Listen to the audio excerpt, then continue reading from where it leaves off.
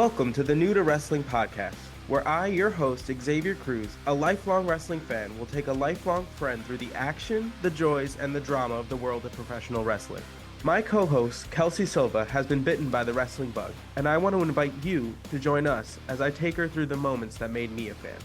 So if you're new to wrestling and would like to get brought up to speed, or a fan who would like to relive some classic matches, promos, and segments through fresh eyes, join us as we embark on a journey through the Attitude Era and beyond. Welcome to the New to Wrestling podcast. Hello, and welcome to another edition of the New to Wrestling podcast. This week, we watched the March 10th, 1997 edition of Raw is War, and the match card is as follows. We had Rocky Maivia taking on Tony Roy. We had a 6-man tag team match featuring Heavy Metal, Perot, Pentagon, facing the Latin Lover, Hector Garza, and Octagon.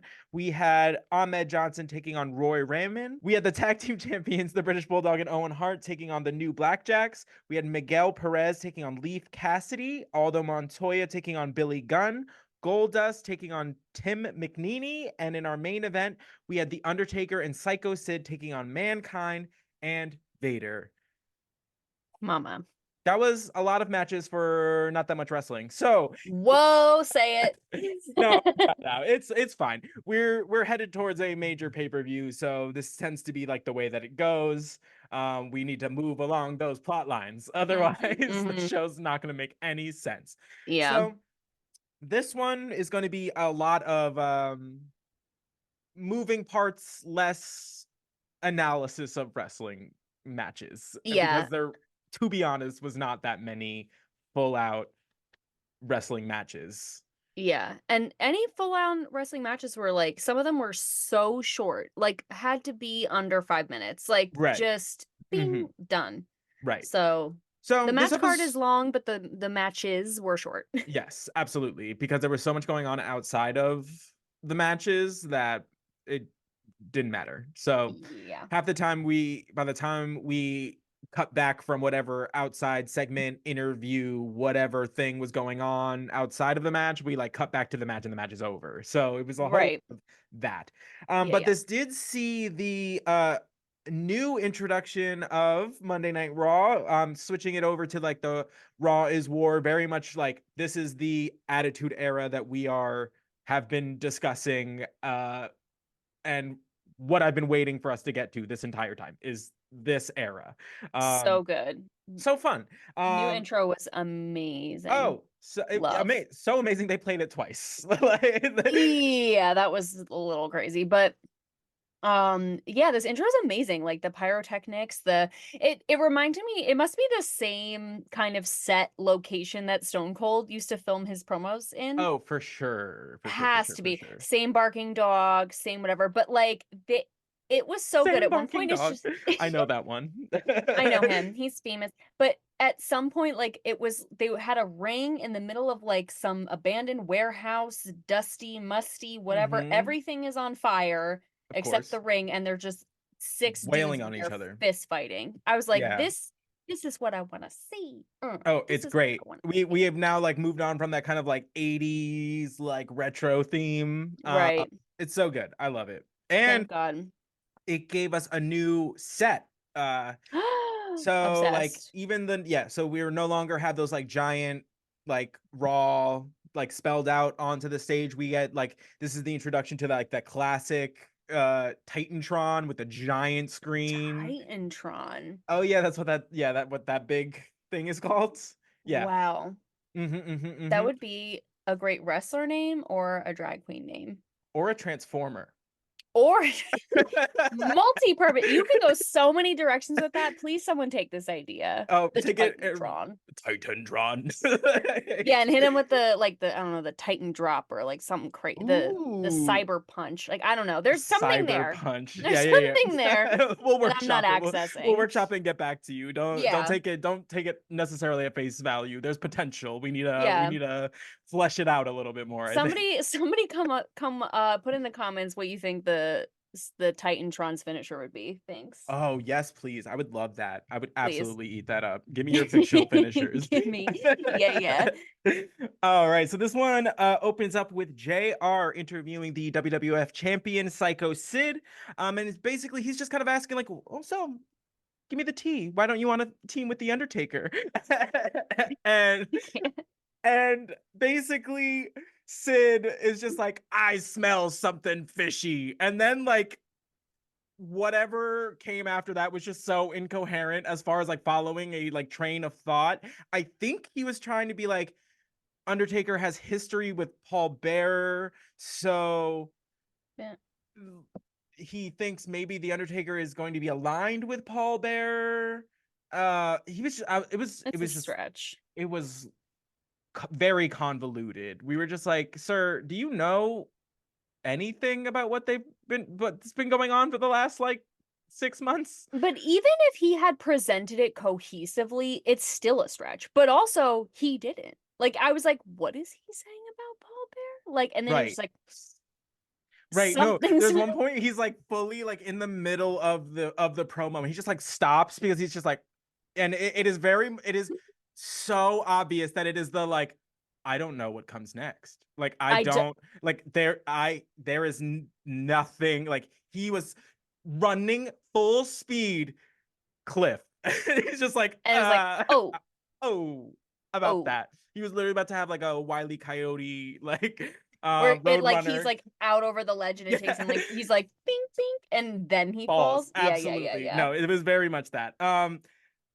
Basically he's like, oh, the Undertaker, my advice to you for tonight, or maybe for your whole career, is to stay in the graveyard. And we're just like, no, not gonna do any of that. No, because then also it doesn't make sense, and I know this is also just like now I'm like really dicing this tomato, is like if you want him to tonight go to the graveyard and stay there, and then he's like, because that's what I'm gonna do to you at WrestleMania. It's like, but now he's already there because you told him to go there. To stay there tonight. So he's already there. He's already there. So what are you doing? Like he comes out. Are Are you you visiting says, the graveyard? Yeah, like, and then are you taking him out to put him back in? Like it just, and I get, like, I know it must be hard to improv, but my God, his are just, it's a journey. Yeah, it's and a trek. Not one I like to take. No, to it's because the person holding the lantern is blind. Like, it doesn't matter. like it doesn't, like it's an irrelevant lantern. The views are beautiful, but I have no idea where we're going, and you said you knew, and you literally can't see, and now I don't know what's, I don't know where we are. Yeah, no, it's approaching every time. So like... for sure, we've gotten like one good one out of the whole thing, and then how does he finish it? I'm gonna put you in the graveyard once and for good. Once and for good, guys. I was irate when he goes once and for good. That you have the expression in your mouth. And you just went and just like drove us off the road. It's just like it was right there. Because I bet all of you listening, when I said once and for, you all went all in your head. As all group, of you. We all said all. That's right. Not good. Good was not coming to you, and I know that. And I know like, that. Once and for good. Once and for good. Hit okay, or Glinda. Be hitting. This man. It never gets old. No, it never gets once old. And for good. It might be for you guys, but it's certainly not for us. Hit or be hitting. Hit or be hitting once and for good, and that's on period. Psycho Sid. XOXO. Psycho Go Sid. piss girl.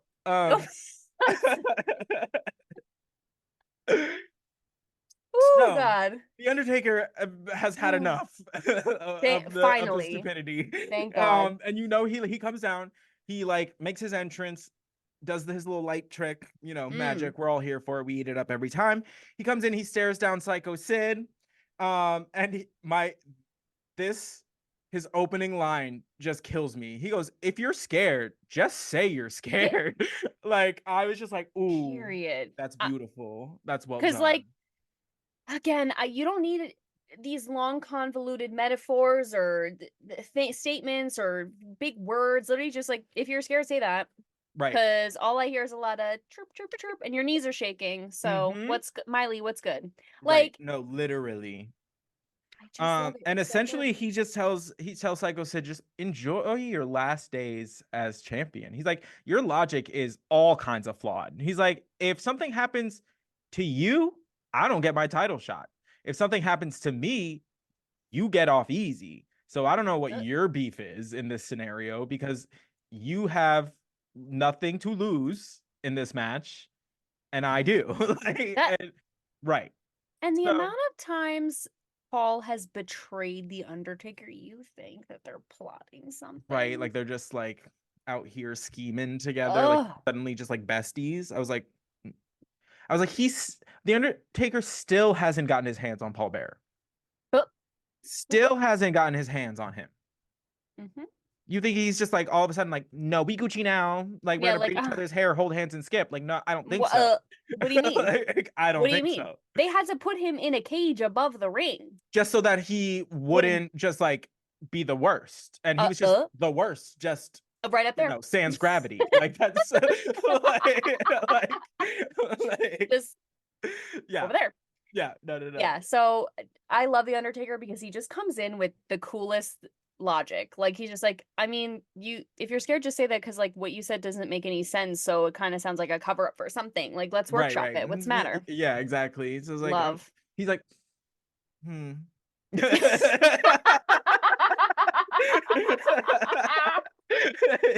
just goes, oh.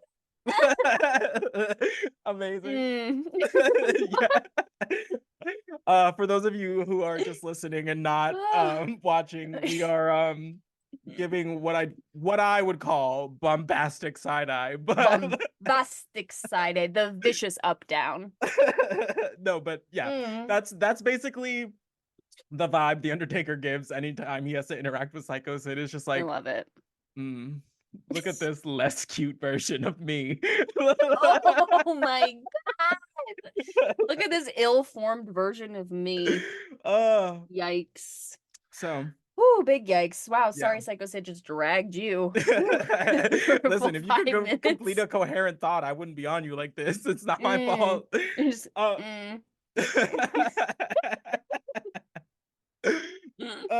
So that is all just a little taste for our main event, like tonight. So our first match is Rocky Maivia taking on Tony Roy, who's already in the ring, never heard of, has 2 first names. He's doing a job. So like, yep, yeah, we knew from like the jump. Kelsey was like, who? I was like, it literally does not matter. You don't, it's fine. What a sin. I was like, this is irrelevant information. Mm-hmm. So the match like begins all of like maybe 3.5 seconds, and the Sultan comes out with Bob Backlund and the Iron Sheik, and they just start yelling. Bob Backlund just starts yelling into the microphone for the entirety of the match. Granted, the match was exactly like 3.5 minutes long, but he was yelling the whole time. I mean, there 3.5 minutes a long break. Is a lot to yell. Right. 100%. That was a lot of soapbox. Oh my god, he's so annoying. And it's so funny, again, it's like they heard us because we were like, the Sultan, like, who is this man? Like, I don't even care about him, like, la la la. And then they start here reappearing again. Yeah. We're like, oh, okay.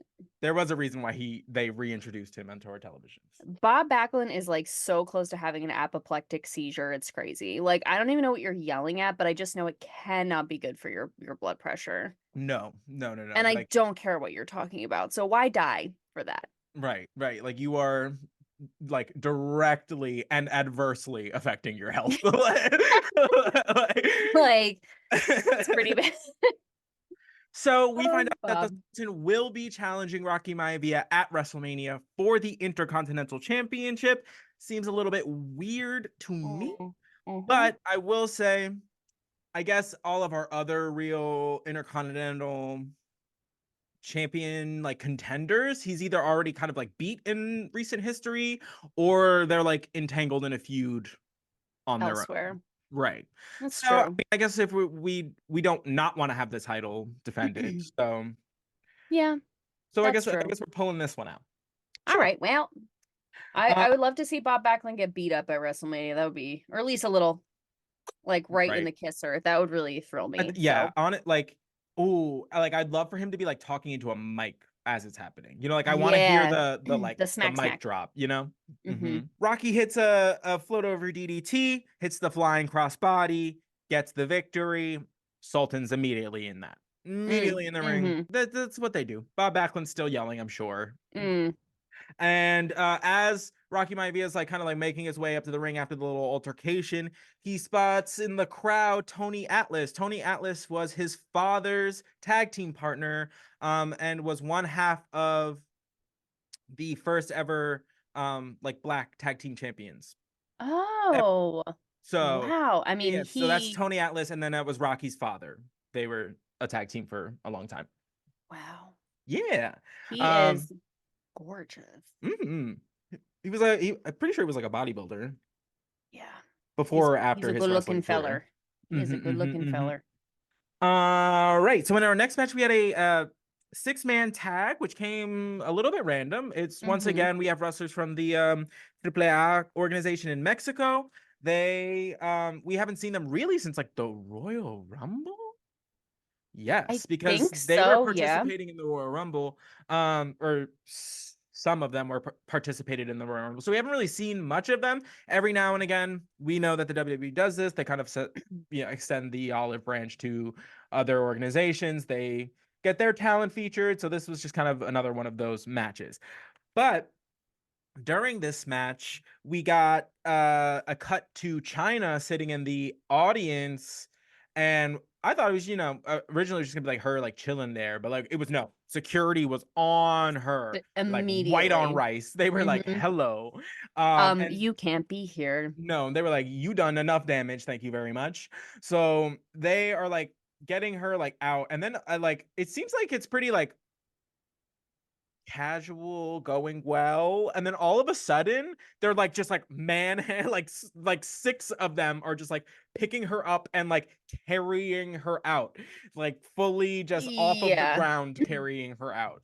It was like when, because at first it was just one guy, like coming over and like talking or whatever, and then there was like Right. two guys. It was like when an ant finds like a little piece of food, and then suddenly Mm, there's 12 there's a ants. swarm, Like they're yeah. like, oh my god, and then they like go and like pick it up, and like that's fully what it They're like, was. look what China he was a found, look what little he shy. found. Yeah. And she like kind of, rough him up a little bit, but then she got escorted out, and allegedly she was arrested. So Allegedly. allegedly she was arrested, which and makes sense because I'm sure there's multiple warrants for assault out for her. and apparently like internationally, because she did it in Oh, Germany too, like she was she's a like cosmopolitan girl. Like she's all over the world. Every woman. No, literally. It's all in her. Yeah. So she gets escorted out. We kind of continue to the match. It's listen, we're dealing with we're dealing with Mexican wrestlers. We're getting that high flying style, very good at submissions, lots of reversals. It was just an entertaining match. It So always is. amazing. Um, but like we said, not a lot of focus on the wrestling today. Right. So during this match, we also get a cutaway to the returning Brian Pillman, who we had not an where Not one update. We have not seen him since the B&E you literally with the gun. Like, right, can we talk? Not one update not since one, Stone Cold broke into his house and he had the gun, and there's shooting, there's police, there's all this, and that nothing. not a Nada. word, No one not ever says anything. Stone Cold never says anything about Brian Pillman ever again, but yet had a beef strong enough with him to go to his home and break in. But it's like whatever. It's right, just right, right. crazy to see him just be like, "Hey, Brian, what's up?" Right. No, you're like, oh, okay. So Brian Pillman essentially goes, he's like, it won't be long until he makes his like grand return, and that he will be making his return to Shotgun Saturday, and then he basically just goes on to be I am the bullets like in the shotgun, something of that He's somehow nature. the bullet, but also has his finger on the trigger. Right. He's the ammunition. He was like, "I'm the ammunition of Right. Shotgun Saturday Night, and my finger will be on that trigger." It's like, okay, well, which one is it? Right. No, fully. Whatever. But also couldn't get a haircut in all this time. But No. I will say this, if anyone belongs on Shotgun Saturday Night, it's probably Brian Pillman. Yes. Like, that's where he should be. Right. On that late. That late, he said the clock's gonna strike 12, which is the witching hour, which is not. But right. I was like, I listened to it and I was like, I think that's incorrect. I was like, Kelsey definitely knows, but I'll ask later. You didn't have to ask. I'm like, that's wrong. Right. But again, regardless of the promo one, I'm interested to see him back because I'm curious. I'm interested to see him. Period. Of course, and I want to hey, you good? Legs good? I'm assuming you're coming back. And again, Shotgun Saturday Night seems like the place for you. So you live it up over there, Brian. Good for you. Amen. We are gonna see some more Brian Pillman apparently, which we'll see how that goes. We are also informed that Hunter Hearst Helmsley has also left the building when Chyna leaves. So it is, planted in our heads that they are a pair, they are a unit. So we don't really get another update on that until later on in the evening. But in our next match, we had Ahmed Johnson taking on Roy Raymond. Once again, 2 first names, didn't get an intro. He's doing a job. Why did they both have 2 first names? That is so funny. And I love that the one was Tony Roy and this one's just Roy Raymond. I swear to God. Who's Roy? Which member of the staff is named Roy? And they're like, just put my name in there. Yeah. And was it his birthday? They're like, what do you want? I love that. Everybody to be me. Oh, that's kind of cute. I hope that really happened. I know it didn't, but I'm gonna pretend that it did. Happy birthday, Roy, the big 50. You made it. And they're have all of the it's like when drag queens have they call it daughters or whatever. Yeah. They have oh my God. There's one Mother Roy. Just 8 wrestlers with Roy in their name. Oh, from the notable house of Roy. Ooh, the most excellent house. Wow, incredible. Roy House.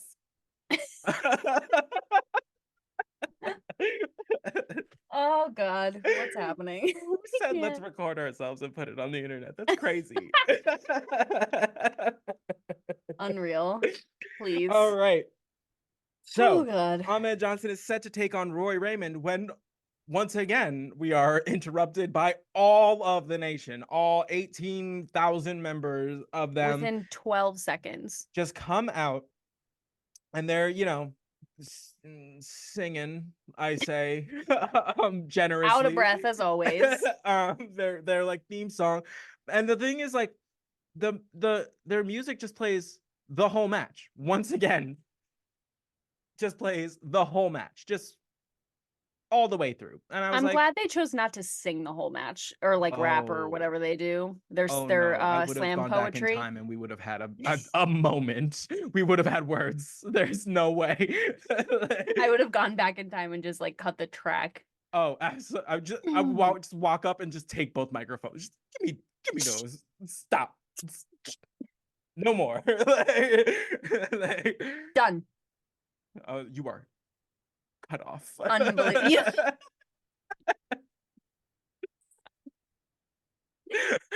Oh God, the grip is loosening. Perfect. All right. So Ahmed Johnson just crushes this match in 2 minutes. It's a spine buster. It's a Pearl River plunge. He gets the victory. And basically he grabs the mic and he grabs the mic. He's to Farouk. He's like, do I look scared? He's like, no, tell me, do I look scared? This was such a read. It was crazy. Ahmed Johnson tore him to shreds. And then he goes and he starts talking about, he's like, oh, you have a whole nation. He's like, well, I found the meanest, nastiest men to be in my corner. And then you just hear the what a run. Oh, it's so good. And so Legion of Doom comes out from the crowd, and the crowd is going absolutely apeshit, just losing their minds. And Kelsey literally is I have goosebumps, which I live full for. Body chills. When I heard that audio, which again, I love that they do this. I heard that, I was like, no way. No way. I was like, because they are the best. Like, of course they're gonna fight on the streets. Like, of course. I love it. Course. I I love was it. losing my mind. I don't know why I didn't see this coming after their little speech from last week, but I was so taken off guard because we were saying, we're like, who Right. is Who he is he gonna gonna have get? like to back him up? Because whatever. Oh my God, this is the best. I'm out of breath. Best This is case the best scenario. case scenario. I'm so freaking excited. I'm like full body chills. So amped to see this. So amped to see this. Oh, absolutely. And then the Legion of Doom kind of takes the mic and they're like, the gang's all here. And he's like, basically, he tells the nation that we're gonna make, he's like, oh, you call yourselves like a nation, like we're gonna make you look like a bunch of like sweaty, like He said what? raw sweat socks. A Mm, pile of raw sweat socks. Raw sweat socks is crazy. right. Not where the mine went. No, not at all. But Raw. I like, was like what a raw visual. meat. What But a what a visual. visual. Raw sweat socks. Mm-mm. It's I'm it's literally got it. picturing like cartoon, like green, like odor. You know what I mean? Yes. It's got like a texture.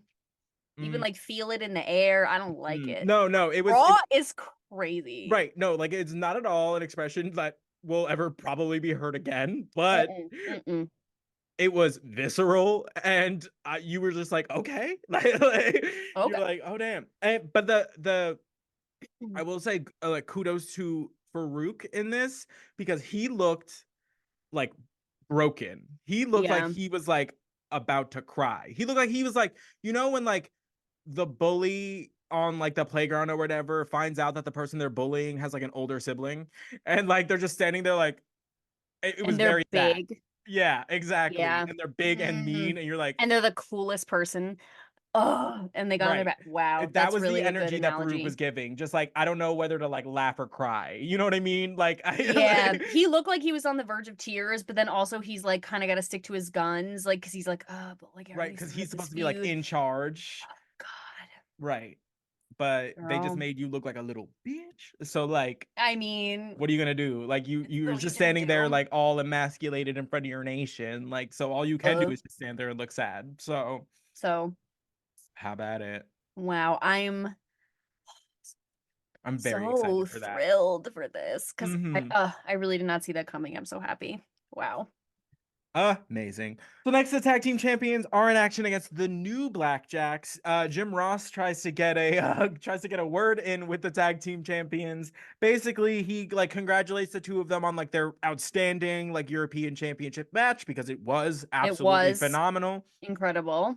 And Owen, just being Owen, he's like, we don't want to talk about that. We have a match right now. It's really like, why would you try and like stir things up between us, Jim? Like that's Mm, we obviously have more important things that we need to discuss right now. And like mm. it's just kind of like ushering like the Bulldog like further down the aisle so that Yeah, Jim like doesn't get a chance to talk to him.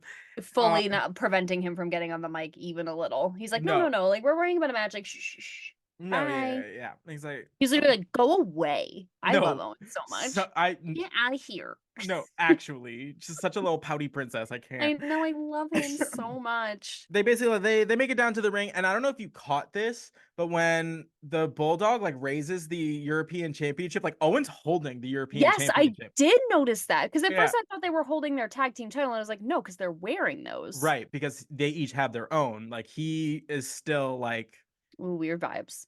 Didn't have the mm-hmm, slammy though. it's all right. Oh, because I it's broken, right?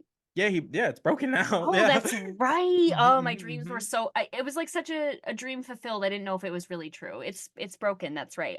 Nah, love. Uh, I am going to make us we'll watch the 1997 Slammy Awards on YouTube, Okay. and we're gonna do like a little mini episode for you guys about the 1997 Slammies. Why not? Right? Is there tea? Like what? Just for fun? I'm so Oh, excited. Either way. apparently Owen like steals a Slammy, which is really all I Work. want to Okay, watch it yeah. for, but Yep. like, No, let's do but it. I'll watch the Slammies. Why not? Of course, why not? Work. Um, So it'll be, yeah, we'll put together a little small episode for you guys A about like mini, the mini, mini, mini, 1997 mini, slate. mini. Yeah, we'll keep it short, we'll keep it simple. Because chances are we'll probably just be talking about Owen the whole time. So they get into the ring, and the new Blackjacks, Girl.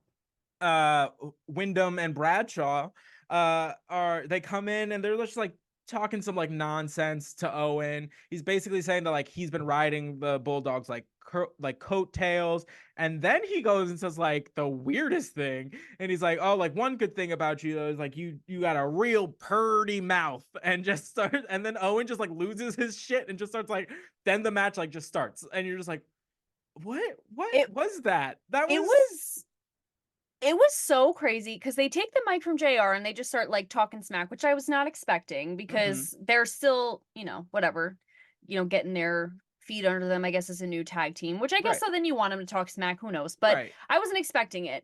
And then, yeah, it was like he went after Owen and he was like, first of all, he called him a Canadian tick, which cracked me up. He goes, "You Canadian tick." Like again, like what a visceral image I receive from that. Like it's just like so great. Like sorry. Then he says, but the slammy isn't the only good thing about you.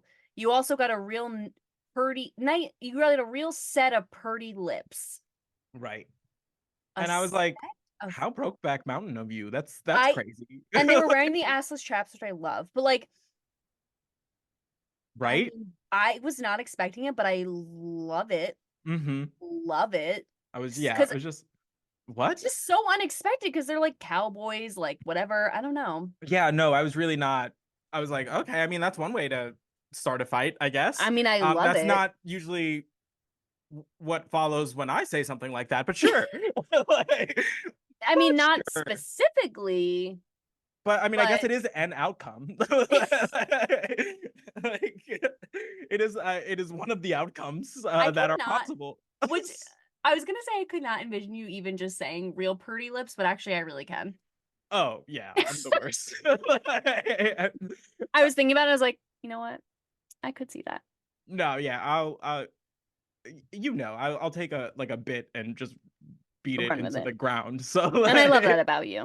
I do. So, next, we get a mid-match promo, as we have been getting all evening, from Vader and Mankind, mostly Vader.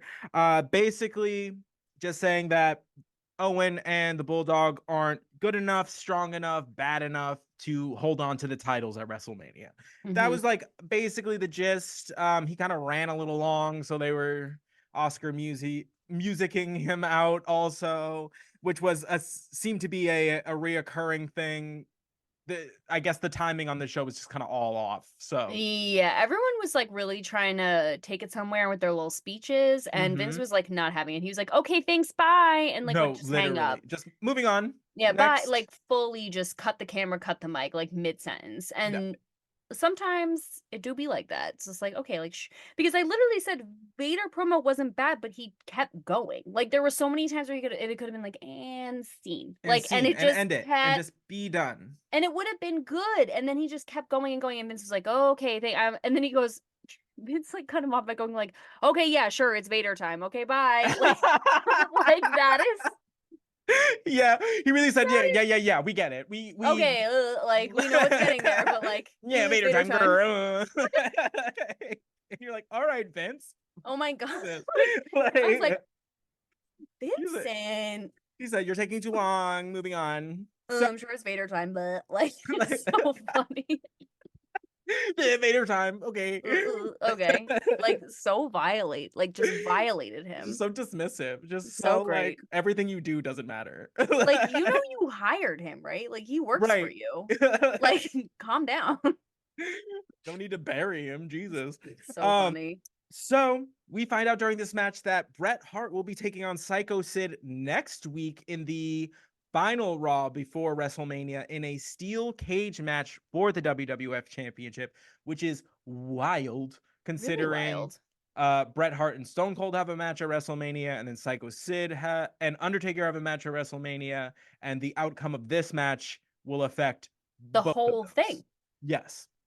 Yeah, which first of all, by the way, this is all happening during this match. There was like Exactly. no match to be had because there were so many things, new Happening. information happening during this. But like, I don't know how I feel about this because like, do I want to see them fight in a steel cage? Like, yes, extremely exhilarating and exciting, but also it's like because now I'm like so hyped for the matches already happening at WrestleMania that I almost like Mhm. don't want a wrench thrown in it. Like I kind of just want it to be what it is, Right. but I guess if I want it to be what it is, then I shouldn't be watching WWF because it's always a wrench. There's Right. There's always always a wrench. There's something. always There's something. always something afoot. So like I want them to see it's but they said like it's weird that he's getting a title shot like right before WrestleMania.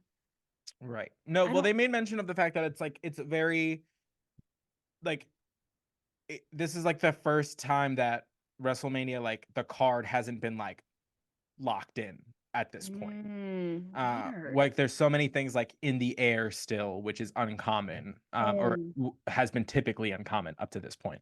But it does make like a better product in that like the less the fans like know what's going to happen, the more opportunities you have to surprise and delight. So This is true. But I also like, and I think it's because I feel confident that, and I think just from our discussions and whatever, that like Stone Cold and Bret Hart. Oh, but it doesn't, they wrestle, but we don't know if it's a title shot. yeah, the matches will Um, still go on as but the like stakes are different. the But stakes also, might be I want different. Undertaker to have a shot at the title. And Bret said that, I guess. He was like, oh, I feel bad for Undertaker. Or no. Yes. Yeah, he like in a little bit. Yeah. Yeah. Well, either way, I mean, I love a steel cage match. I'm never gonna say no to watching a steel cage match, so Amen. crazy. So, we cut back to the match for another 3.5 seconds before we are taken to another backstage segment in which Taz from ECW has a couple words for Jerry the King Lawler, and basically he's like, "You better keep my name out of your mouth." He's like, "If you have like all these like wisecracks to say, like I'll give you one more chance. You say one more thing, and then I'll give you a chance to say it to my face." Yep. And that was that. Yeah. And I love it. Short, sweet, to Love. the point. I heard you're talking shit. Try it one more time. I'll come find you. You can say it to me. And Love it. that's it. Short, sweet, to the point. You're And like, I love that. it's amazing. And you know that Taz stands on business. Like he means what he says. And so yeah, I guess because Jerry the King's been talking smack about ECW this whole night because apparently they're there and he's gonna have I don't know if we mentioned this, he's gonna have like an interview, quote unquote, with Paul. Yeah, so they have a debate. The great debate is what it is lauded to be the entire Yeah. evening between Jerry the King Lawler and Paul Heyman. Yeah. And Paul's whole crew came to back him up because which I can't wait to talk about the interview or the Yeah, oh, debate. that was wild. But yeah, his whole crew is on scene. Right, 100%. So the New Jacks are doing really, really well in this match. Yeah. Is that like yes, they are like a new tag team, like the two of them together, but they both very much have been in the game for a long time. Mm-hmm. Um, but this match had just like a really weird finish. So Owens got one of the new blackjacks in the sharpshooter, and he's living his best life. I He's got know. he's got somebody in a sharpshooter, so he's doing all right. I love Owen. But so the British Bulldog is trying to prevent one of the new blackjacks from interfering with Owen doing the sharpshooter. Yeah. So he keeps entering the ring to like stop the other blackjack from interfering. So Yeah. that just keeps going. He knocks him down, has to knock him down again, has to knock him down again, and then all of a sudden the bell rings, and it's a disqualification in the favor of the new blackjacks, which is What? weird because it's assuming because like the Bulldog wouldn't leave the ring, but also the new blackjack, like he was only in the ring because the other new blackjack was also in the ring. So Yeah. it's like, how are you going to count one for not leaving the ring and not the other? It made no sense because when No, they said disqualification, I thought it was going to be in favor of Owen and the Bulldog. And when they said that, because I'm like, it's not even like the ref didn't see who was in the ring because the Bulldog was on top of the blackjack, so you knew they were both in the ring for the same amount of time. Like, and right. I don't remember who on commentary said it. It was like the blackjack Both was of them. arguably in the ring longer than the Right. bulldog was. So like, what are we doing? Like, it was It was all a of them were like, weird that was finish. weird. Like, really, There really at the weird. end, it's like, it's janky when like even when all three of the commentators are like, all right.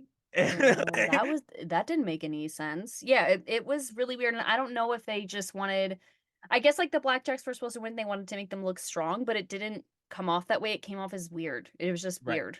Made no So sense. it was a clunky ending. But Yeah, Taz makes his way out to ringside because Jerry, of course, just loves couldn't to. couldn't couldn't keep his mouth trapped. Mm-hmm. So Taz comes out and they get into each other's face, like in each other's face. They're like grabbing all up, like on each other. Mm-hmm. And when all of a sudden Sabu just comes up from the ring, springboards himself off the top rope, does like a, I don't know, like a somersault leg drop, essentially is what it is. Both parties moved out of the way, meaning Jerry and Taz.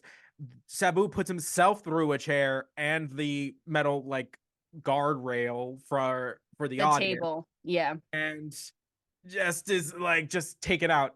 Sabu effectively removes himself from the situation that he put himself in, and then like and Yeah. just kind of left like, why did you do that? That, Like, that didn't work at all. not at all. And like, it just looked really painful because the table was right up against the guardrail. So like the Mhm. way he came down and like landed on the table, like his legs like smacked Just into the smacked the guardrail oh back, shattered the table. But like it's just head. like because Mm, there was just like no room, he was just like crunched up against like mm-mm. it was not a good look. I mean, It granted, was it's Sabu. He's taken he is something else. He is a man of mystery to me. He wears those shiny purple pants. They're purple, shiny pants regardless. right. I don't know And if they're purple today, but yeah. he just appears out of the Right. blue and he does just batshit crazy stuff. Like Yeah, and that's then is has to be taken out. Like it's just so that's the only impression I have of him at this time. oh, you're right. Because the only other time you've seen him, he jumped off the Raw sign Yeah, and also fell, almost died, had to be taken out. Like same but different. Um but what I love about this is so all of ECW comes out and instead of like going after Jerry or anything, they all go to Sabu. Even Paul. Paul comes out, but he doesn't make a big deal out of it. He's just there. He's like trying to get the wrestler out, whatever, and Mhm. they all like pick him up and get him out or whatever. But I thought they were all gonna come out and start like beefing with or yeah, beefing with Jerry, but they're all just Mhm. like, let's just get him out of here and whatever. And I'll like, and Paul, like when he's walking out, it like kind of like makes eyes, like, and is Mhm. like, I'll be back for you. Right. I And think this is great because it builds that like, which tension. yes, and also and I guess we'll talk about it when we get into like the debate, but like the community of ECW, Yes. It runs deep. Let's yeah. deep, and like yeah, we'll talk about it. But oh my god, it was just crazy. It was so crazy. But I love that Paul just like came out and was like checking on his wrestler and was just like, see you later, bye. Mhm. I got to take care of business first. Love that. So, we'll more on the ECW gang when we catch them in the debate. But in our next match, we had Miguel Perez, who we saw a couple weeks ago, in uh the kind of Savio Vega situation, Mm-hmm. taking on Leaf Cassidy, who I guess is just solo now because I haven't seen Marty Jannetty in A a, minute. a minute. I'm gonna be honest. I'm not a particularly huge fan of either of these wrestlers. Um, Miguel Yeah. Perez just came out in fur. um, Yeah. yeah. Listen, I want to shame body hair. Absolutely not. We're not in this house to kink shame. Um, and for some people, that's their taste, and I respect it. But this man was wearing a wrestling singlet that's basically, just little straps and like a full on coat of body hair. hmm I Which was again, I was just like surprised more than anything. shocking. Yes, because and again, no shade. I literally thought he was tattooed. Like I thought he was like blacked out, tattooed in like little tribal designs, and I was like, "Whoa, what's that about?" And then I was like, "Is that hair?" Like I said to Xavier, I was like, "That's that's just hair, isn't it? And he Yeah. was like, yes. Again, not in this house to king shame. You do what you want. It's your body, your choice. Live your best life. It was just, I was shocked a little bit because you never see that. Like you never No, see. my God. They are like slick. Yeah, no, absolutely So no. They're like what is the lack of a better term? I'm thinking like a porpoise. I was gonna say like a dolphin, like just they are aerodynamic, Right. keeping up with cruise ships coursing through Right. the water, like 100%. crazy. So he'll never be. I mean, he made an impression. I will never forget him. That's for sure. That's for sure. And I know he is warm in the wintertime. But that's it. But he's also like from Puerto Rico, so like how much winter time is he getting? I'll answer that question. None. It's a tropical island. Maybe he moved to the States and he's cold now. I don't know. I don't know. Whatever. But it was Live your something. life. We were just surprised. But Jerry yeah, had similar feelings. Yes, he did. Yes, he did. He made mention of a razor brand that I'm assuming is like defunct or something now. Yeah, he said I have one word for Miguel Perez, and that's Narlico? Narlico? Something. It's either way, it's a razor brand. Because Xavier goes, because we're like, what did he say? And Xavier goes, I gotta look that up. And he's like, I was like, I have no idea. Goes, Like, it's a razor. And I go, okay, I knew it had to be a razor or something for waxing or I something. know. Well, but... Jerry's always making these like references to relics from the past that I've just like like I have no idea what you're talking about. And like, granted, again, I'm 3 years old when this was happening, so like, I'm not the target demo for whoever this is. Right. But still, during this match, they kind of cut to Jerry the King, ask him about like kind of the ECW, like the debate that's coming up, and he's basically just like, I'm not even gonna debate him, I'm just gonna punch him. Which is kind of funny, to be honest. And JR is just like, that's not what was agreed to. He's like, I don't care. And I was like, okay. All right, Jerry. Paul E, we get a like a cut scene, I'm just gonna start calling him, to Paul E, and he's basically just like, someone made mention of like controlling, like, why don't you control your guys like better, I guess, because of the whole Sabu incident. And he goes like, he's like, I'll control my guys when you control your comedian, in reference to Jerry the King Lawler. And wow, which was just harsh. Such a good line. Yeah. Yeah. And honestly, like, it's so funny because calling Jerry the comedian of the WWF is like, would be on any other day probably like a compliment. A compliment, right? But no, it's like, no, you're a joke. Which is the best type of insult. When it's like any other day, that would be a compliment. But when it's a read, when you can say it in the tone and like in the atmosphere where it's a read. Right. Ooh, delicious. Love it. That. Enjoy. 10 out of 10. Love. When you control your comedian. Ugh, more on that debate coming up. Love. But we get another backstage segment with our boy Sycho Sid. Mama. Basically, what was the question? It was like, how do you react to your title match with Bret Hart in the steel cage match? And he responds with just shouting. He's just like, I don't react. And you're like, seems like you do. You just did. Like a pretty big one, actually. So oh my god, literally goes, how are you gonna react? He goes, screams, I don't react. And it's like, okay, but that's a reaction, right? If you wanted to just say like, I don't react, that's it, right? That's it. It's giving like, Dumbledore in the Goblet of Fire yet again. Oh my god, did you put your name in the goblet? Instead, shrieking, hollering, hooting, throwing things, shaking people. And that's why my sister says, not my Dumbledore. I can't. She's you don't learn something from Brittany. He goes, not my Dumbledore, every time. It's so funny because we're always like, Brittany, but he died. Like the other guy died. No, like that's why he didn't. Irrelevant information. That's not her Dumbledore. I know, which I love. She just sticks to it so hard. God bless you, Brittany. He's like, no. So funny. Like, He's like, he clearly didn't read the books. Duh. Well, yeah, that's a whole other thing. Well, I was about to get into it, but a whole other thing. No, that's a separate podcast. Yeah. All right. So next we get an interview with Ken Shamrock in the ring with JR. And you know, it was announced that we have a special announcement from Ken Shamrock regarding his future. So it is announced that he will be the special guest referee for the Stone Cold Steve Austin Bret Hart submission match. And basically he's like, you know, he's basically like the guy to do it. He's a UFC like fighter. He's very well versed like in submissions. And he has a pretty good reputation for just being like a respectable dude. So it's a good way to get, like, the WWF is very good at getting people from the outside worlds kind of in their like bubble. And this is kind of like a really good way of doing that. So we get a interruption from our favorite soulless wrestler, Deviant, our favorite deviant. Deviant, great term.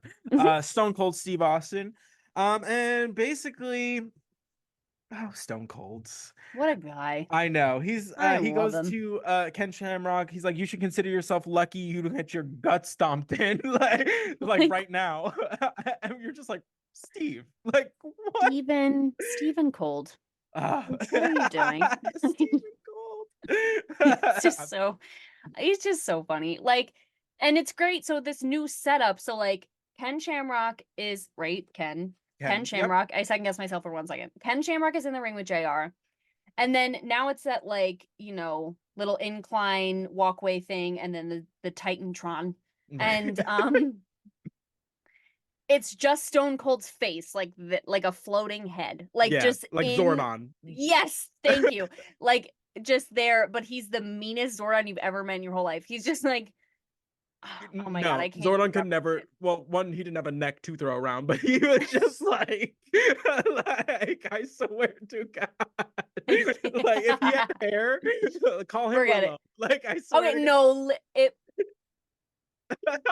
if Stone Cold had hair, I swear it'd be this all day. It'd be like, all right, listen up. Like, I give that man a wig immediately, actually. Now that we're discussing this, like, could you imagine he's like Austin 316? Like, and it's because Stone Cold said so, sweetie. Right. Like I really can't. He like comes in walking like a Muppet, like. And then every once in a while, he'd have to have like a little like bob, like a glossy little bob with the bang, and he's just like, I can't. Okay, I wish I could edit things. Like, I need like a master compilation. Like, if Stone Cold had hair, like, right. just like, I basically want Stone Cold as Miss Piggy. It's what I'm hearing. Why are they the same? Very similar, right? Stone Cold and Miss Piggy. Energy. I could see it. I could see it. I'm into it. I'm into it. I love that. You didn't know you needed, guys. Wow. We're out here. Love that. This is the analysis you come here for. Yeah, this is the riveting, critical analysis of wrestling that you guys live and breathe for. So yeah, just love it though. Great promo. Amen. Basically, Stone Cold is like, I'm no Bret Hart fan, but I hope he wins. I would love a title shot at WrestleMania. Sounds great. And then he goes to Ken Shamrock. He's like, after I'm done kicking Bret's ass, I'll wipe the floor with you too. Like, yeah, might as well. You're already standing there. Right. And you're just like, oh. But that is when Bret Hart's music hits. And you see, it's great because you see like Stone Cold's reaction to Bret Hart coming out, where you see him get like pissed and it's just like, oh, whatever, and like goes off. So, and then he gets cut off the screen, and then it's Bret Hart like coming down the ring. So it just like, it all worked out well. Yeah, like, because the visuals, like, you could see Ken Shamrock, and then on the top of the ramp was Bret under the image of Stone Cold. It was just so good. It was just great. I was like, this setup is so good. Yeah, I love it. Yeah, infinitely better. Yeah.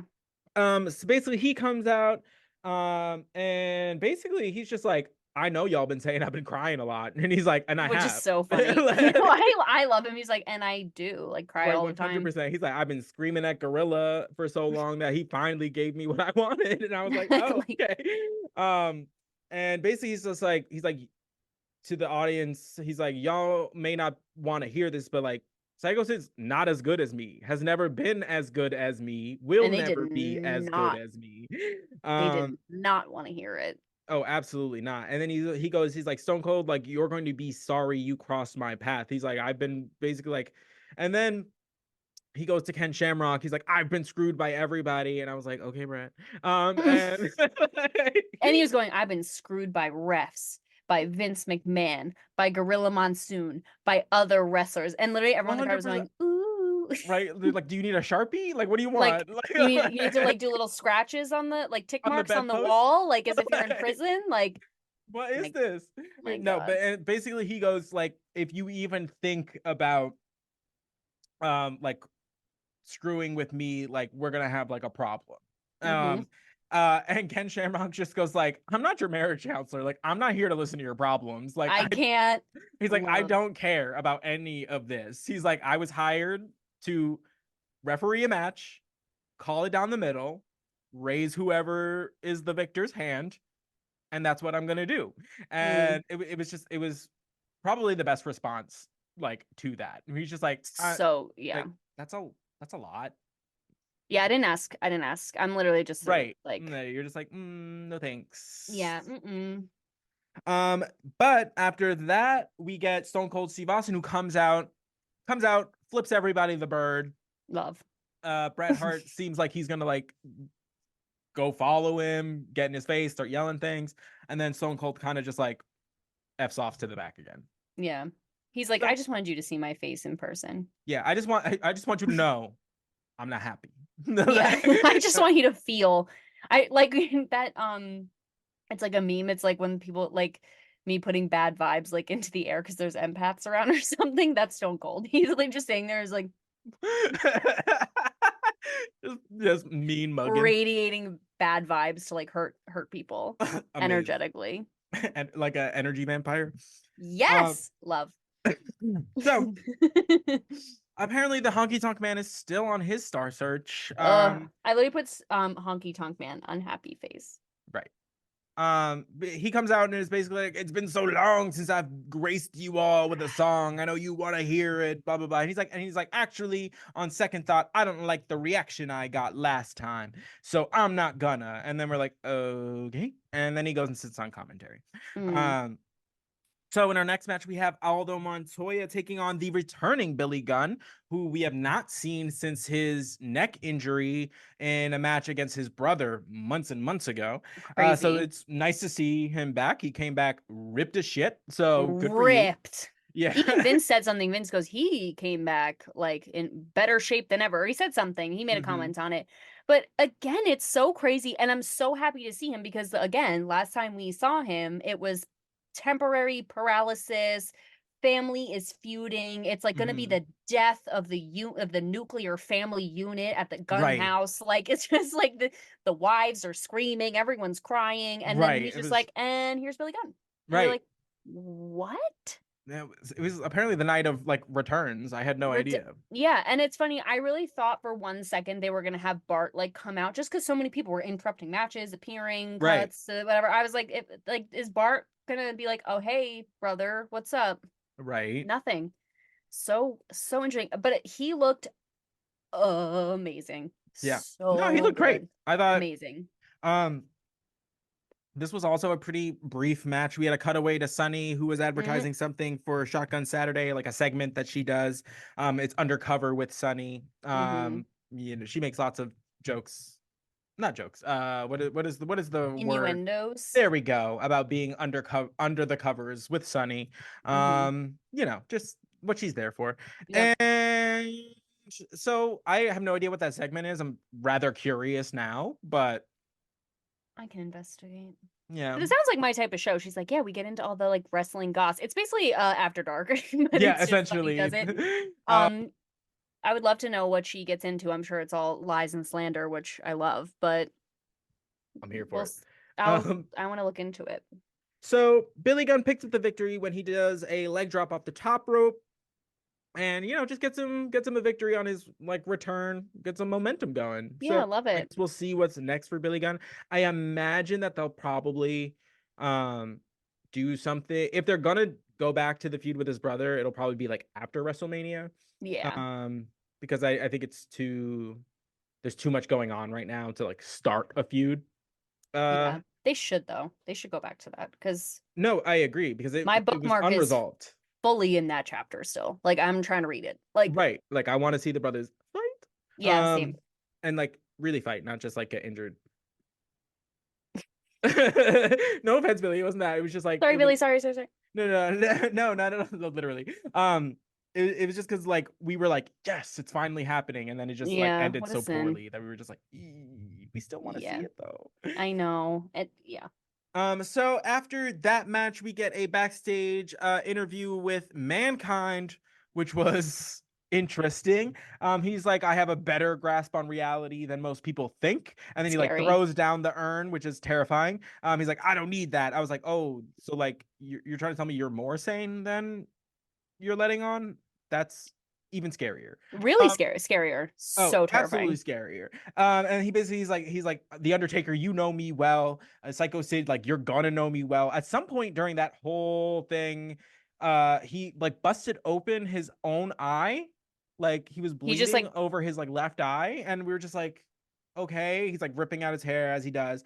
But he mm-hmm. really got the Oscar treatment. Like they fully went to commercial like as this man was speaking. Like the Yeah. graphics for the like commercial started playing over him still doing the promo.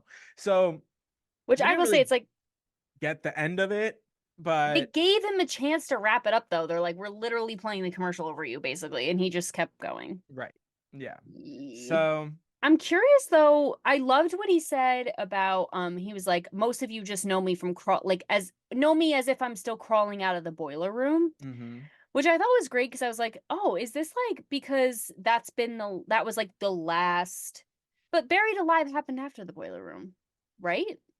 Mhm. So it's like, I don't know, I guess like because that feud has not fizzled because they're still fighting and stuff, but like it is kind of true, like that statement of like you guys are still thinking of me as like the guy who like came out of the boiler room or like the whatever. Right. And he's trying to like, I don't know, is there gonna be like a new like era of Mankind, which I'm terrified for. And I'm so curious when he threw away the urn, which is like very much like Paul Bear's thing. I was like, is there gonna be like, are they gonna fight? Or like, is there gonna be like a separation? Like, My thing is like it's very much Paul's thing with the Undertaker. Like that was Undertaker.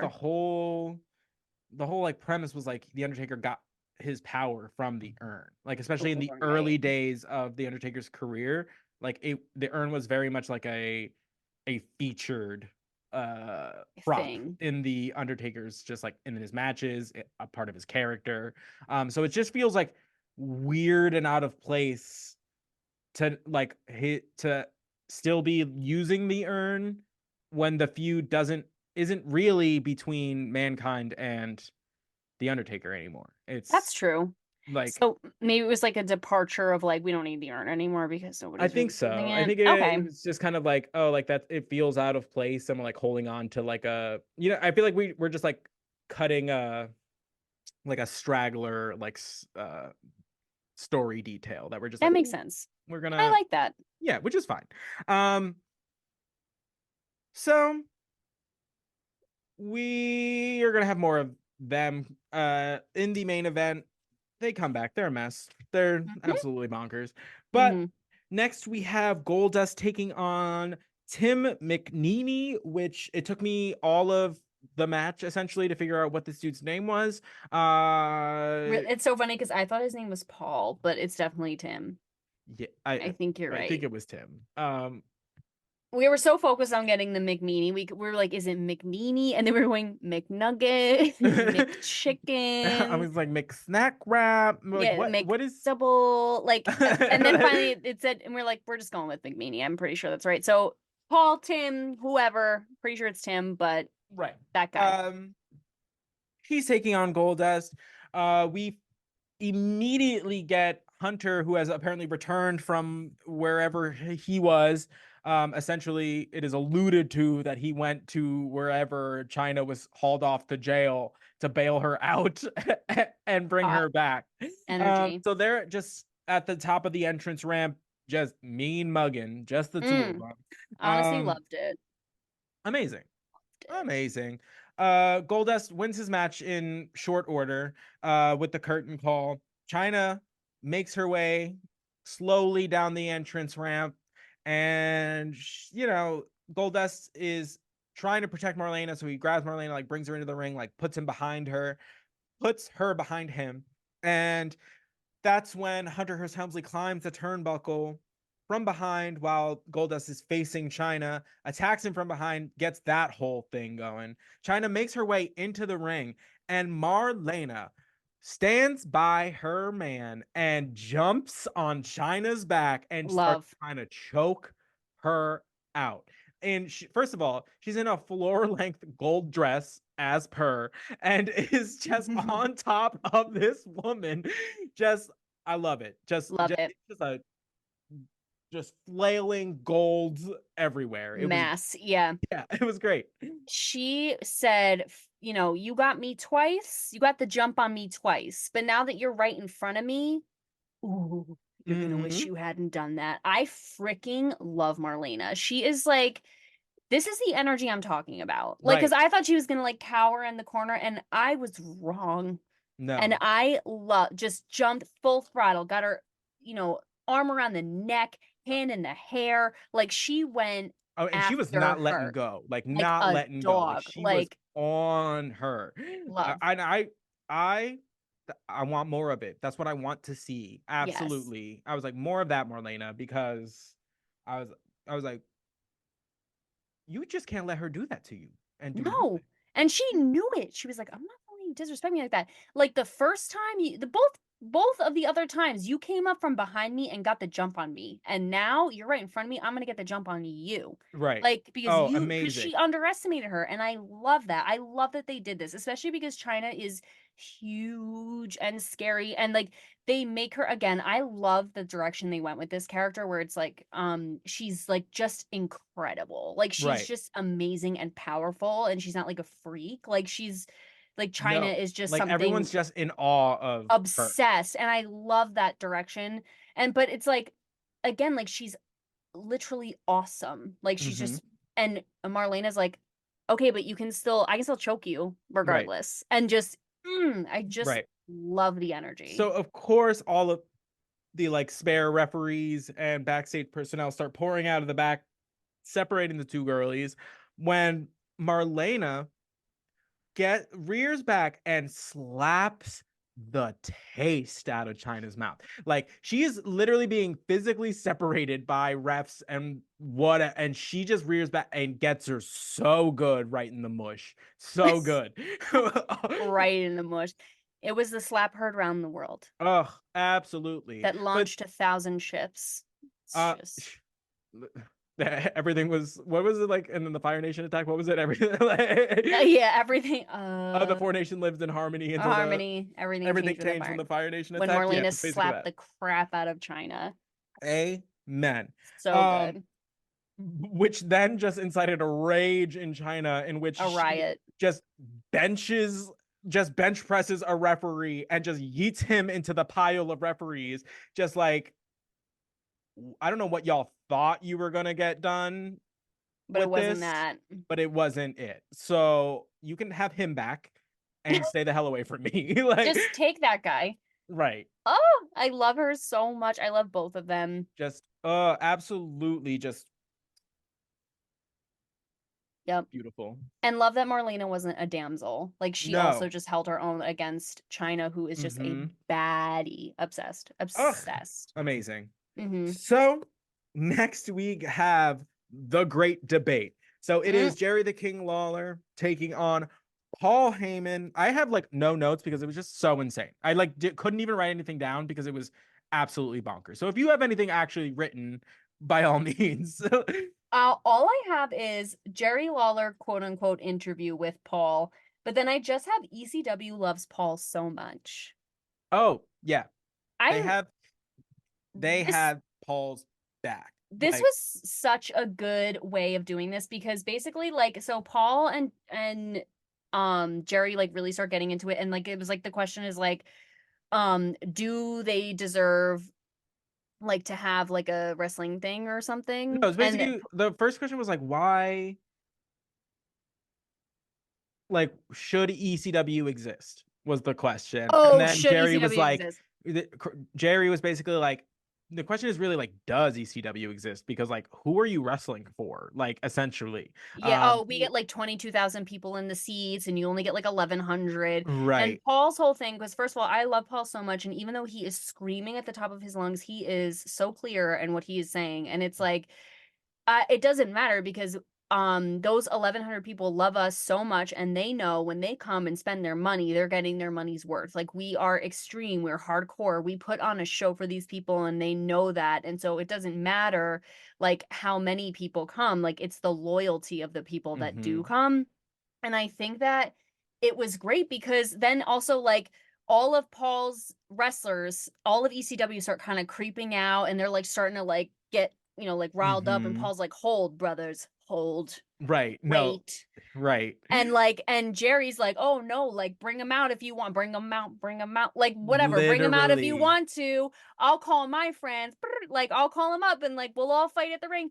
And Jerry, this girl, this was so sad. Jerry's like, "Come on, guys, everyone come out." And I think on commentary they were like, "Okay, Jerry's gonna have his friends come out," and then crickets. Nothing. Not a soul. No one. Not a one. And he And calls multiple times. no, he's begging. He's out here begging. Begging. So sad. Not And it's one friend. and I just want to say, you want to know why another reason why Honky Tonk Man can really shove it is because he's always like like riding for Jerry, la la la, and He's talking sitting right about what there. it What happened? sitting right there, going like, oh, like his friends are gonna come out, like you wait and see. It's like, aren't you Aren't out you his here? friend? Aren't you his Like, friend? Aren't you? right? Are What you gonna get in happened? there?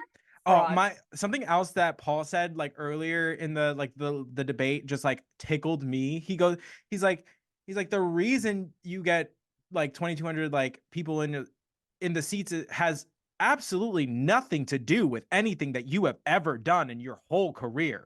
And Oh, and and Jerry just looks like, you could tell like, because like they start going like, oh, you want to shoot, like, and that's like wrestling kind of terms for like, oh, like you want to just start actually talking shit, like real, like you want to start talking shit. So he's like, okay. So then they start actually like going back and forth. Like, I like normally wrestlers don't say like, oh, you like you want to have it like a shoot, like, and that's like a backstage kind of like term. But the fact oh. that they said it like on TV was like they were getting like intense. Oh, I did not know that. Oh, Yeah. I So it's like, oh, love that. like you Okay, want well, to that made shoot, it better. like, yeah.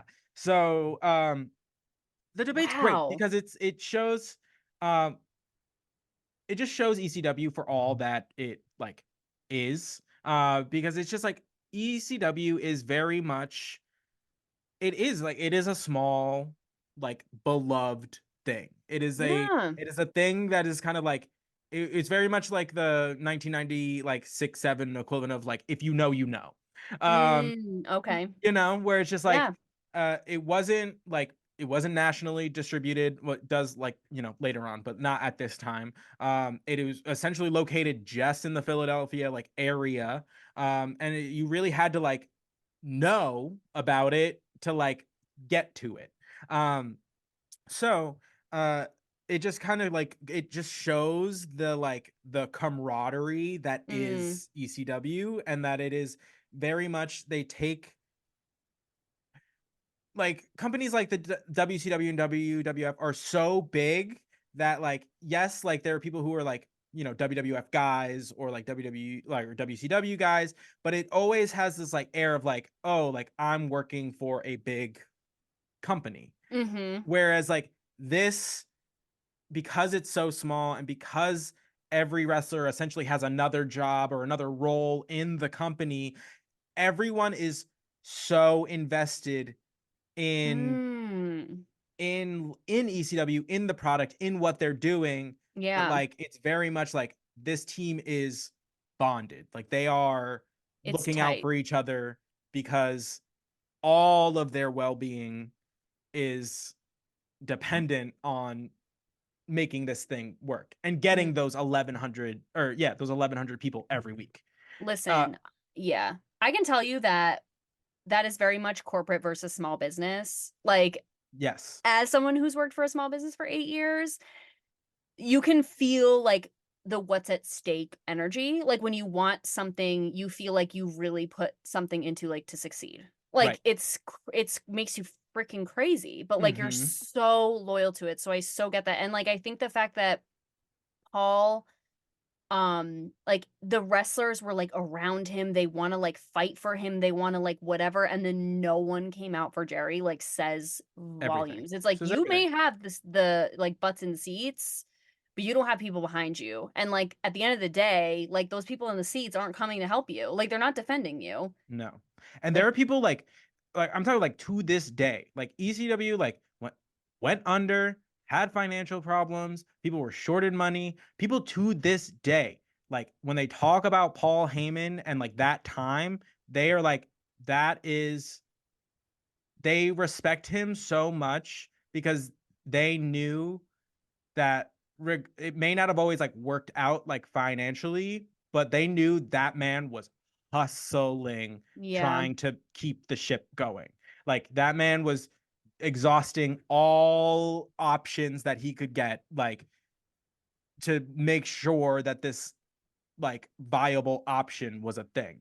And the thing that's like is Mhm. crazy and like it's just nuts that like the direction the WWF goes in is what ECW does. It's just a more like tame, a slightly more palatable like for television version of what ECW does. So like it's just crazy that this tiny like little company like based out of one little area affected so much change. And that's not even like to do Yeah. with just the wrestlers themselves. It's just the style of wrestling that they were putting on drew people and made people like ravenous. Like they're like again, we talked about like Philly sports fans before, but like it is its own scary thing. Yeah. so Understatement. Yeah. so it's just like this debate just did such a great job of like showing ECW in the light that I think it needs to be in. Like it is, yes, it's Fully. small. It's like it's the little engine that could, Yeah, for the sure. yeah. And like you as I don't know, you want to root for that guy. You always want to root for the underdog. It's so Um true. so I don't know. I just thought it was super well done Really well done. And guess what? Paul Heyman is going to be inducted into the Hall of Fame this year this in real year life in in Philadelphia. 2024 in So Philadelphia, girl. I love the timing of this. Like I just met Paul and like now, but also I can see like the trajectory of like what happens with mhm. Paul and I just love that. Like I when I saw that I sent it to Xavier and I was like, "Oh, which he already knew obviously, but I was like, "Oh my God, this is the best news ever. Like Paul Heyman's going in the Hall Yeah, of Fame. and it's That's perfect awesome." and it's perfect because like that will always have like that the city will always be special to Paul. Like he always mentions Philly. Like he knows that like ECW wouldn't have been as like kind of intense or had that kind of like ferocity if you did it Without. anywhere else. That's So really true. Like you're not doing that in, no, Nebraska. no, exactly. You need to have like a fan base that's going to like live and die by the product. So Ugh, love I think it. Philly always will hold like a special place in for Paul, and I think I couldn't imagine a better time and place for him to be inducted into the Hall of Fame. So Yeah, so true. um Wow, love you, Paul. love you, Paul. Really, really, really. All right. So now we are at our main event, the unlikely duo of Psycho Sid and The Undertaker taking on Mankind and Vader. We seem like this is going to be like a handicap match at first because Hmm. Vader and Mankind are out there and Psycho Sid is out there. The Undertaker is nowhere to be found for the Hmm. first like couple minutes of the match. And then once the Psycho Sid is like down in the corner, the Undertaker comes like flying out from wherever, to like No even intro, no music. no That's intro, it. no music, just running out. I think it's probably why we got the whole intro earlier when he confronted, um, Work. so that at least you got it once tonight, Yeah, and I think that this was good too because it shows like the Undertaker, like because at first you're like, is Undertaker gonna leave Sid like high and dry? But he would never, first of Right. all. Mm-hmm. That he and the way he comes out, it's not like he comes out slowly. It's not like he kind of meanders to the ring. Like he runs out to defend his tag team partner, even though they are Opponents. enemies, Right. basically. Yeah. So I loved that they did that. Mm-hmm, mm-hmm, mm-hmm. So the crowd like absolutely loves Sid. Love Absolutely, they Sid. love Sid. They Crazy. mm-hmm. I respect what he can do in the ring. Like, Hmm. cool. It's just like you heard him talk though, right? Hit or be hitting. No That's thanks. once and for good. Once and for You good. heard that and went, "Oh yeah, Oh that's the yeah. one." More of that, please. Oh my God. I really, I hate, it's so funny. You and I were talking about this before you recorded, but it's like, I really hate to be a hater, but I I don't don't. buy the package. Again, what he does in the ring, crazy. The powerbomb's crazy. His character, all right. But like, It's hard to it's get your a head around those hard those promos. It's a hard watch. It's a hard watch every time, and I don't know how much I could take being like disappointed that many times. Like, I just feel like there's so many other, but whatever. I Right. mean, No, no. And like, it's where we are. But um yeah, I just I'm cool with him being on the roster, doing his thing. I just mhm. don't need him to be the world champion. Like I just don't. I don't get it because you know what? Also, too, he's so ambiguous in terms of like, is he a heel? Is he a baby face? Is he? He's just like there, like, which is mean, but like, I don't mean it that way. It's just like I don't really I don't get it. know. I don't know I where he don't. stands ever. Yes, I don't buy into it, and I'm always like surprised that everyone else does. Like they love him so much. Like they were chanting Sid the whole Yeah, the whole time. time. Like They go nuts for wild. his little pyro situation Yeah. during his entrance. So And I do love the pyro situation. oh, I it's great. do. But But I still don't really get it, to be honest. so it doesn't take long for the two tag team partners to get into it. Duh. At one point, the Undertaker choke slams Sid, and then does the craziest dive where he does a plancha essentially over the top rope, landing on Vader and Mankind, which is just quite a spectacle because he is 6'10". Hmm. So And it came he's no cruiserweight. Let's just put it No, and that he way. came right off of the choke slam. Like Right. he choke slam Sid and then just runs to the ropes. And I think he's gonna like bounce off the ropes again and like hit Sid with like an elbow or like whatever. Nope, he just flies clear over the ropes, and right onto Mankind and Vader, which Right. I love to see it. Just Hmm. really insane that projectile. I would Right. be filled with terror if I saw that man coming at me like Oh, that. absolutely. So the Undertaker's on the outside of the ring dealing with business out there when Psycho Sid like comes to from his choke slam. It's like, excuse me, and like Um, grabs the Undertaker, throws him in the ring, power bombs him so that Vader can pick up the victory. Sid's like, all right, I'm out of here. Like bye, starts girl. like leaving. And then so that's kind of like the end of the match. It's chaotic. And then it cuts to like a backstage segment of Bret Hart Girl. randomly. And basically he's talking again about Psycho Sid, and he like basically mentions like, oh, like we're gonna find out who's like the real like ruler of the WWF or the best in the WWF, and it's not a giraffe. And I was like, what? He really said that. Yeah, I wrote it And down. It's not a giraffe. And I and was like, are we referring to Sid in this moment? Because he doesn't give giraffe to me. Like maybe right. elephant. He's big. Like Yeah.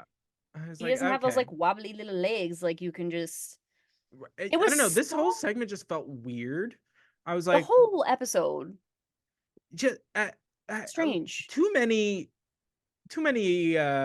like interview segment that things. went Like awry. it was at least two like per match. Yeah. And that's a lot. And almost And there all were of 8 them matches. were bad. And almost all of them were like not bad maybe, but like things were askew. I was like, I don't know, is Mercury in retrograde like at this time? Like I don't know because I love Bret Hart. But both times, like when he was in the ring and then this random little promo they did at the end of this episode, I was like, what are you saying right now? Like, Right. what are you saying? It makes no sense. Mm-hmm. A giraffe? And also why? Like just end it with the chaos of like Psycho Sid and Undertaker like staring each other down, like one at the top of the ramp and one in the ring. Right. Like, why did I need Bret Hart to do that? I don't know. It was just a weird way to end the show. I don't know. Because Super it's just like weird. because we had already heard from him multiple times. Like so it's not like we were like hurting for Bret Hart. Like, you know, like we just got him. And that segment was at least better because there was more interaction. Like it was just kind of like we have some time, so throw him on Put him on there. there. But meanwhile, they were saying they had to ask like The network for like the extra network for time. more time. So like why are you putting Bret Hart on it? Whatever. I don't know. It was super bizarre. And I don't know if he was trying to make some like a equation about like they're fighting in a cage and they're animals or something. Like I have no idea. Maybe. But even that's a stretch because like what it's a 15-foot cage and you're calling him a giraffe. Right. I don't know. It was weird. Super It was weird. Didn't need it. very, I very was already weird. excited for the cage match. I didn't need to hear about it again. Right. I don't know. Super So weird. that was it for this episode of the New to Wrestling podcast. Next week, we are going to have the final stop before we hit WrestleMania 13, which will be very, very exciting. This weekend, we are going to have a kind of a lighter episode of After Dark. If you haven't been caught up on what we've been doing the last couple weeks, we just put out a 3-part series on the Chris Benoit controversy and everything that kind of goes into that. We talk about his the start of his career, the events that occurred leading up to, during, and after the incident, and kind of where those who have been affected kind of ended up. So if that interests you at all, you can catch new episodes of the New to Wrestling podcast After Dark every Saturday. If not, you can catch us next week on Thursday, where we hit our final stop on the road to WrestleMania. So we will catch you next week. We'll see you there. Bye. Bye.